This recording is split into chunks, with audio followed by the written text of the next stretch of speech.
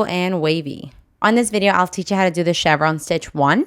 I'm going to be using a 4mm hook and some cotton yarn size 4. For this stitch, you want to start with a foundation chain that's a multiple of 16 plus 2.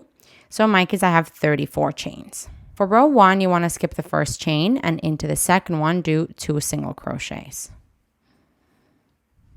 So that is 1 and 2. Now you're going to start your row repeat. You're going to do 1 single crochet into each of the next 7 chains. So that is 1, 2, 3, 4, 5, 6, and 7. And now you're going to skip the next chain, and into the next one do 1 single crochet. And now you're going to do 1 single crochet into each of the next 6 chains for a total of 7 single crochets after the chain you just skipped. So you'll notice that by doing that, you're actually creating the valley of this stitch. So let me count. 2, 4, 5. I need 2 more. 6 and 7. And now to finish the row repeat, you're going to do 3 single crochets into the same chain, to the next chain. So we do 1, 2, and 3 all into the same chain. And that finishes your row repeat. So you can go back to the beginning of it with the single crochet into each of the next 7 chains.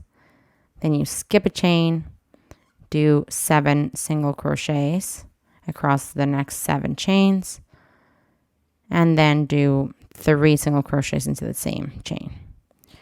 So that's how you work your peaks and your valleys.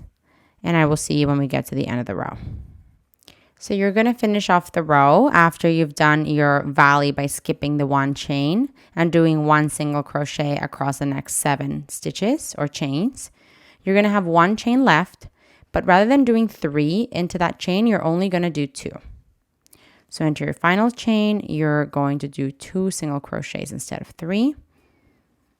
And that there is the end of row 1. For row 2, you're going to start with a chain 1 and flip your work.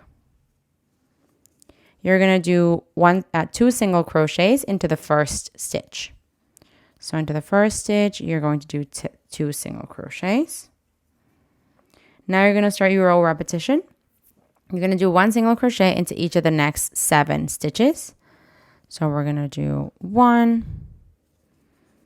2, 3, 4, 5, 6, and 7.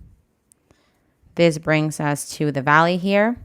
So now continuing the row repeat, you're going to skip 2 stitches and then do 7 single crochets across the next 7 chains. So skipping 2 and now doing 7 single crochets.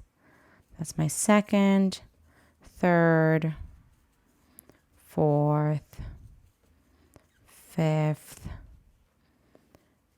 6th, and 7th. And now to finish this row repeat, you're going to do 3 single crochets into the next stitch. And this is how you work your peak. So that's 2 and 3. And now you can go back to the beginning of the repeat. Essentially, you move down with 7 single crochets, skip 2, then do 7 single crochets, and I will see you at the end of this row. So at the end of the row here, you've finished after skipping 2 for the valley, you do 7 single crochets, and you're going to be left with 1 stitch, and into there, you're only going to do 2 single crochets to finish off the row. And this here is the end of row 2.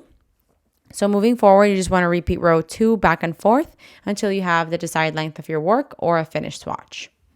because of the amount of stitches I did, it looks like a W, but obviously if you do more, you'd get that wave like up and down, quite sharp, peaks and valleys.